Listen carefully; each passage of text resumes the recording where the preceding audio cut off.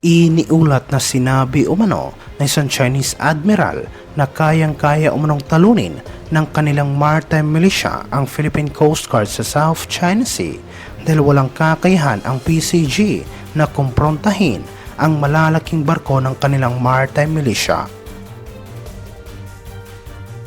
Sinabi ng commander ng Chinese Navy na si Admiral Liu Qiping na kumpiyansa siya na tatalunin ng Chinese Maritime Militia ang Philippine Coast Guard sa isang labanan sa South China Sea.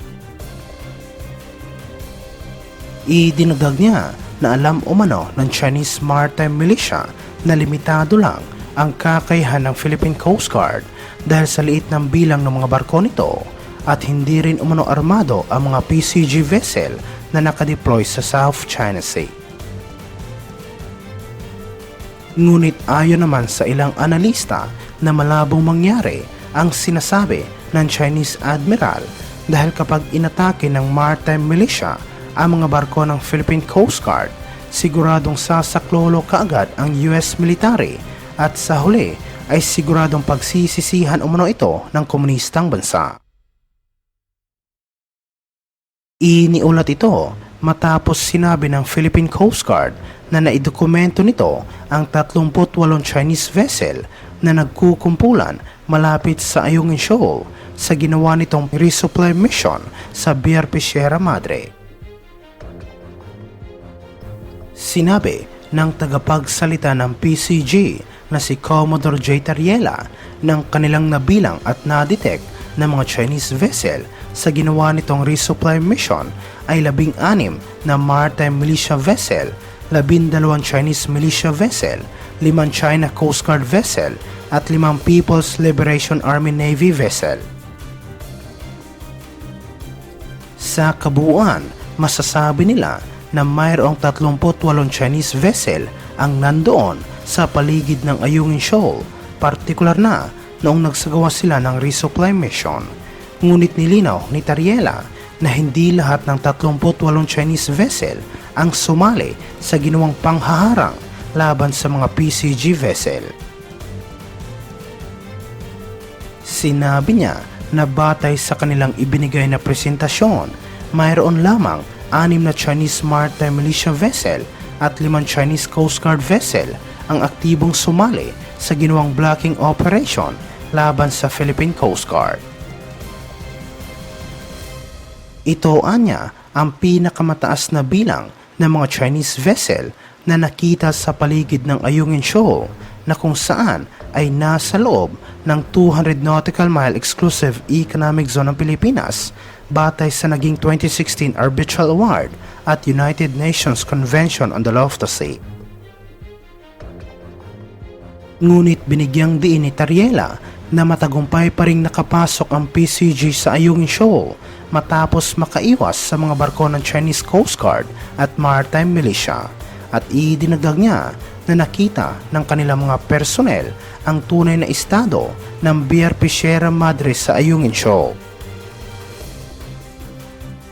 Samantala sa ibang aspeto naman, iniulat na isang source na sinabi umano ng dating presidente ng China na mataas ang posibilidad na mahahaling tulad ang kanilang bansa sa Russia kapag pinilit ni Xi Jinping na makipaggera sa Pilipinas.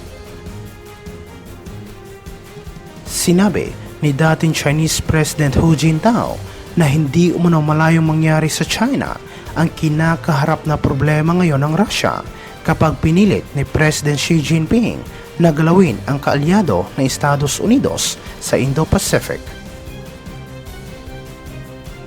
Pinayuhan umano ni Hu Jintao si President Xi Jinping sa isang closed-door meeting ng mga matataas na opisyal ng Chinese Communist Party na huwag nitong galawin ang Pilipinas pati na ang Taiwan dahil sigurado umanong hindi ito palalampasin ng Estados Unidos.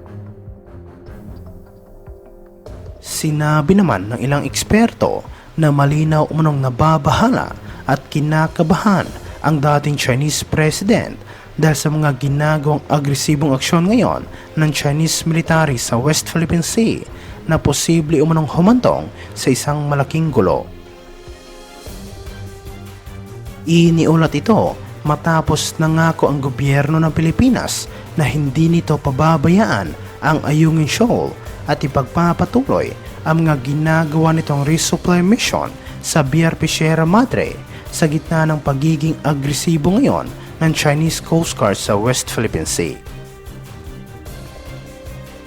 Binigyang din ito ni National Security Advisor Eduardo Año sa isang debate sa plenaryo ng Senado tungkol sa panukalang budget ng National Security Council at National Intelligence Coordinating Agency. Inakusahan ng gobyerno ng Pilipinas ang isang Chinese Coast Guard vessel ng paggamit at pagbomba ng water cannon sa isang Philippine vessel na nagsagawa ng isang resupply mission sa BRP Sierra Madre na matatagpuan sa Ayungin Shoal. Sa isang pahayag, sinabi ng NTF West Philippine Sea ng CCG at Chinese Maritime Militia ay agresibong hinaras at hinarang ang isang Philippine vessel sa pamamagitan ng pagsasagawa ng mapanganib na maneuver sa pagtatangka nito na hadlangan ang ginawang resupply mission ng AFP. Sinabi ng task force ng Philippine Embassy sa Beijing ay agad na nagsampa ng diplomatic protest sa Chinese Foreign Ministry dahil sa insidente at sinabi ni Año na hindi sila matatakot sa mga iligal na aksyon ng CCG. Sisiguraduhin din nila ng rotation and resupply mission ay palaging magtatagumpay.